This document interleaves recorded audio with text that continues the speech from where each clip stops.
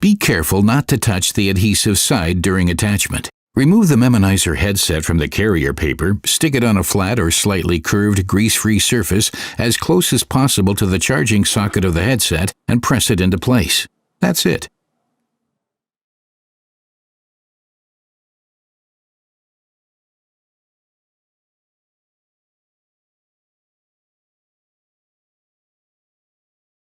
With Bluetooth headsets that are not connected to each other, you have to attach a memonizer headset to each device.